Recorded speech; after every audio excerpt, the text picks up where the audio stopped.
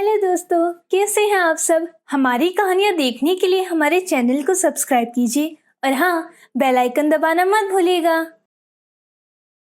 हमारे पिताजी ने हमारे लिए क्या किया, मेरे लिए क्या किया है मेरे बाप ने।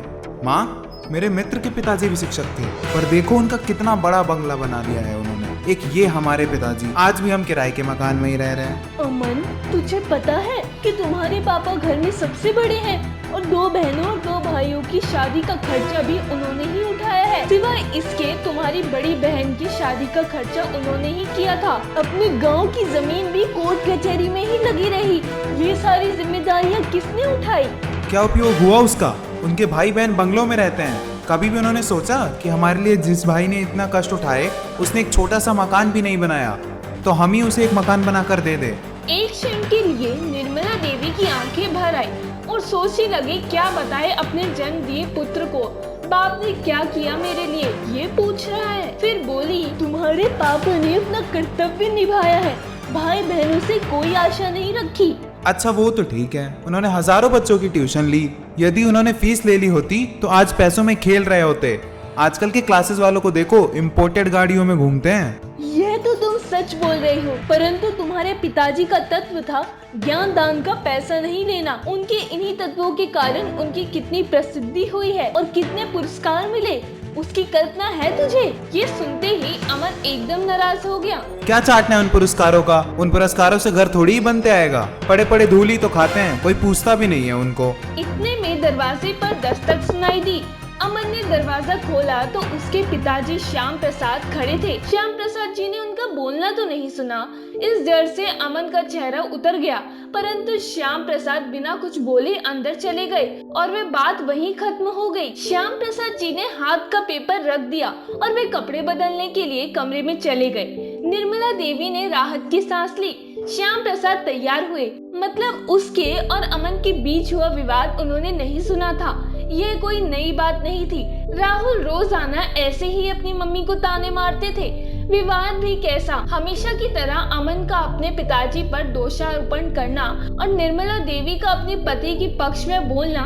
विषय भी वही कि उसके पापा ने उसके लिए किया क्या है। एक दिन की बात है, निर्मला अपने पति से श्याम प्रसाद से कहती है, अजी सुनती हूँ, अमन को कंपनी में जाकर टिफिन दे आओगे क्या? क्यों, आज अमन टिफिन लेकर नहीं गया? आज अमन की कंपनी में चेयरमैन आ रहे हैं, इसलिए अमन सुबह 7 बजे ही निकल गया और इतनी सुबह खाना नहीं बन पाता ना।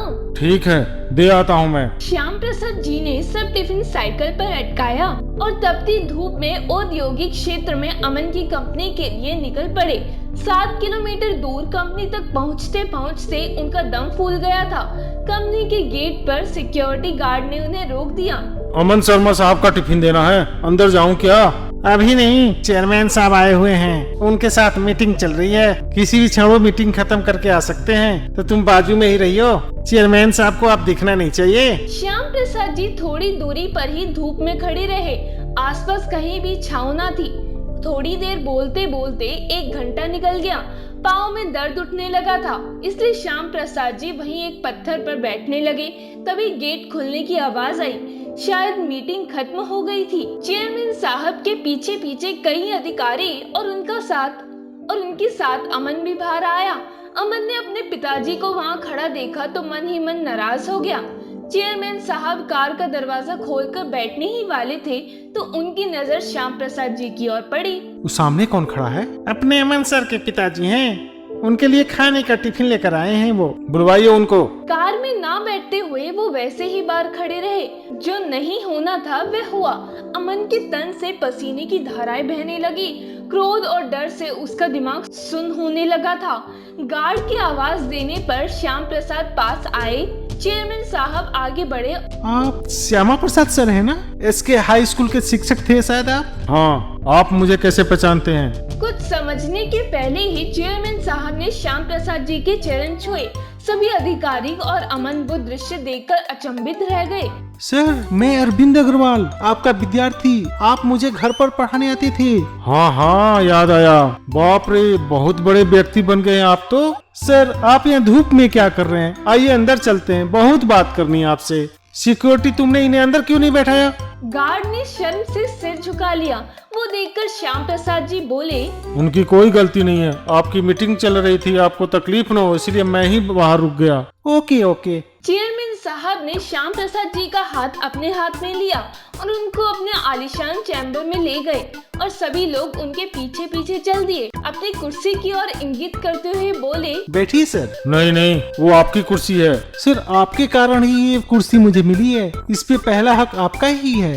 चेयरमैन साहब ने जबरदस्ती से उन्हें अपनी कुर्सी पर बिठाया। चेयरमैन जनरल मैनेजर की ओर देखते हुए बोले, आपको मालूम नहीं होगा गुप्ता सर, श्यामा प्रसाद सर नहीं होते तो आज ये कंपनी नहीं होती और मैं मेरे पिताजी की अनाज की दुकान संभालता रहता। अमन और जीएम दोनों आश्चर्य से उनकी ओर देखते ही रहे। उसके बाद अरविंद अग्रवाल अपनी कहानी बताने लगे। अरविंद स्कूल के समय में बहुत ही डब्बू विद्यार्थी था। जैसे तैसे वह 9वीं कक्षा तक पहुंचाया गया। शहर की सबसे अच्छी क्लासेस में उनका एडमिशन दिलाया गया, परंतु अरविंद का ध्यान कभी पढ़ाई में लगा ही नहीं। उस पर अमीर बाप की औलाद, दिन भर स्कूल में मौज मस्ती और मारपीट करना, शाम की क्लासेस से बंक मारकर मूवी देखना, यही उसकी आदत थी। अरविंद की माँ संगीता देवी को वो सहन नहीं होता। उस समय श्याम प्रसाद जी कड़े अनुशासन और उत्कृष्ट शिक्षक के रूप में प्रसिद्ध थे। तो अरविंद की माँ उनके पास गई और बोली, सर मेरा बेटा अरविंद पढ़ने में बहुत ही कमजोर है, कृपया करके उसको ट्यूशन पढ़ा दीजिए। देखिए बहन जी, आप मेरा घर देख ही रही हैं, बहुत ही छोटा घर है। ऑलरेडी बहुत बच्चे यहाँ पे पढ़ाई कर रहे हैं, अब मैं उससे ज्यादा बच्चों को नहीं पढ़ा सकता। सर बड़ी उम्मीद के साथ आई हूँ, प्लीज मना मत कीजिए प्लीज। और यदि आप यहाँ पर नहीं पढ़ा सकते तो मेरे घर पर आके पढ़ा दीजिए। आप फीस मांगेंगे वह भी मैं दे दूंगी। देखिए बहन जी, मैं फीस नहीं लेता हूँ, लेकिन आप इतना जिद कर रही हैं तो मैं आपके घर आकर जरूर आपके बेटे को पढ़ाऊंगा। उसके बाद अगले दिन श्याम प्रसाद अरविंद को पढ़ाने उसके घर आए, लेकिन हमेशा की तरह अरविंद शैतानी करने लगा। तो श्याम प्रसाद जी ने अरविंद का अच्छे तरीके से पिटाई कर दिया। उसकी पिटाई का असर ऐसा हुआ कि अरविंद चुपचाप बैठने लगा। अरविंद का मन पढ़ाई में लगने लगा। उसके बाद अरविंद को पढ़ाई के अतिरिक्त कुछ भी सुझाई नहीं देता था। अरविंद 9वीं कक्षा में दूसरे नंबर पर आया। उसके माता पिताजी बहुत खुश हुए। अरविंद तो जैसे मानो कि हवा में उड़ने लगा था। 10वीं में अरविंद ने सारी क्लासेस छोड़ दी और सिर्फ श्याम प्रसाद सर से ही पढ़ने लगा था और 10वीं में मेरिट आकर अरविंद ने सबको चौंका दिया था। उसके बाद अरविंद की माता पिता श्याम प्रसाद जी के पास गए और मिठाई का डब्बा और 1 लाख का चेक दिया। तो श्याम प्रसाद जी ने मिठाई का डब्बा तो ले लिया और पैसे वापस करते हुए बोले, भाई साहब, मैं मिठाई का डब्बा ले लेता हूँ, लेकिन पैसे नहीं ले सकता क्योंकि मैंने कुछ भी नहीं किया। आपका लड़का ही बुद्धिमान है, मैंने उसे सिर्फ रास्ता बताया और मैं ज्ञान नहीं बेचता हूँ, बल्कि मैं ज्ञान का दान देता हूँ। माय गुडनेस, पर सर फिर भी आपने सर को फीस नहीं दी। मेरे माँ पिताजी के साथ मैं सर के घर पर पेड़े लेकर गया। पिताजी ने सर को 1 लाख रुपए का चेक दिया, लेकिन सर ने नहीं लिया। उस समय सर क्या बोले मुझे आज भी याद है। सर ने एक पत्थर को तराशकर हीरा बना दिया और मैं ही नहीं, सर तो ऐसे अनेक असंख्य हीरे बनाए हैं। सर आपको कोटि कोटि प्रणाम। श्याम प्रसाद जी के मार्गदर्शन में ही 12वीं में पुनः मेरिट में आया। बाद में बीई करने के बाद अमेरिका जाकर एमएम किया और अपने शहर में ही यह कंपनी शुरू की। बोलते बोलते चेयरमैन साहब की आंखों में आंसू आ गए थे।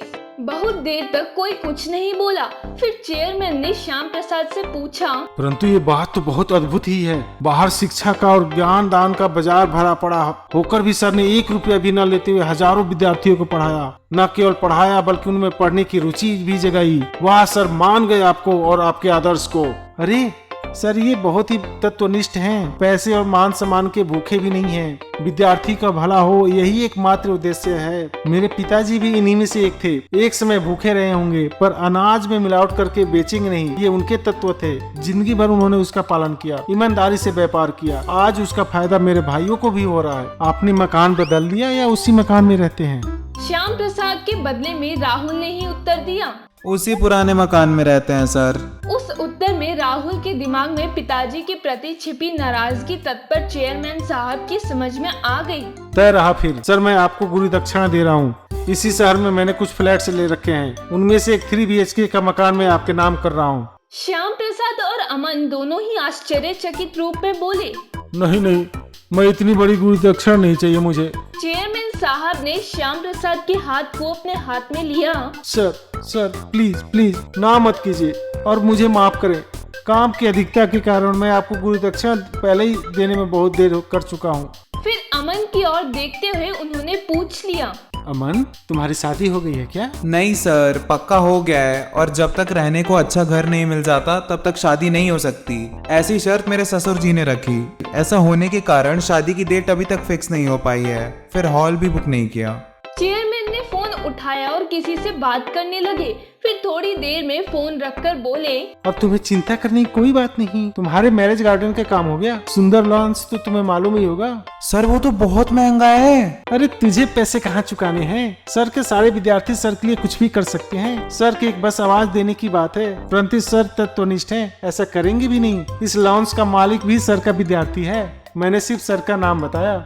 हॉल ही नहीं, भोजन की संपूर्ण व्यवस्था, संपूर्ण शादी के खर्च भी उठाने की जिम्मेदारी ले ली है उसने, वो भी खुशी खुशी। तुम केवल तारीख बताओ और सामान लेकर आओ। आपका बहुत बहुत धन्यवाद सर। धन्यवाद मुझे नहीं, तुम अपने पिताजी को दो अमन, ये उनकी अच्छाई है। मुझे एक वचन दो अमन, सर के अंतिम सांस तक तुम अलग नहीं करोगे और उन्हें कोई भी दुख नहीं दोगे। जब मुझे मालूम चला कि तुम उन्हें दुख दे रहे हो तो न केवल इस कंपनी से लात मारकर भगा दूंगा, परंतु पूरे महाराष्ट्र भर में कहीं भी तुम्हें नौकरी करने के लायक नहीं छोड़ूंगा। ऐसी व्यवस्था कर दूंगा। अमन अत्यधिक खुशी से हाथ जोड़कर बोला, नहीं सर, मैं वचन देता हूँ, वैसा कुछ भी नहीं होगा। शाम को जब अमन घर आया तब श्याम प्रसाद जी किताब पढ़ रहे थे। निर्मला देवी पास ही सब्जी काट रही थी। अमन ने बैग रखी और श्याम प्रसाद के पांव पड़कर बोला, पापा मुझसे गलती हो गई। मैं आपको आज तक गलत समझता रहा। मुझे नहीं पता था कि आप इतने बड़े व्यक्तित्व वाले इंसान हो। श्याम प्रसाद ने अमन को उठाकर अपने सीने से लगा लिया। अमन क्यों रो रहा है निर्मला देवी की समझ में नहीं आ रहा था, परंतु कुछ अच्छा घटित हुआ है, इसलिए पिता पुत्र में प्यार उमड़ रहा है। एक विनती, यदि इस कहानी की कोई बात अच्छी लगे तो कमेंट जरूर कीजिएगा और आप कृपया करके अपने माँ और पिता से ये ना कहें कि आपने मेरे लिए किया क्या है। जो भी कमाना हो वे स्वयं अर्जित करें। जो शिक्षा और संस्कार उन्होंने तुम्हें दिए हैं वही कमाने के लिए पथ प्रदर्शक रहेंगे। मातृ देवो भव पितृ देवो भव। दोस्तों, अगर आपको ये कहानी पसंद आई हो तो हमारे चैनल को सब्सक्राइब कर लें, बेल नोटिफिकेशन दबा लें और कमेंट करके जरूर बताएं कि आपको ये कहानी कैसी लगी। धन्यवाद।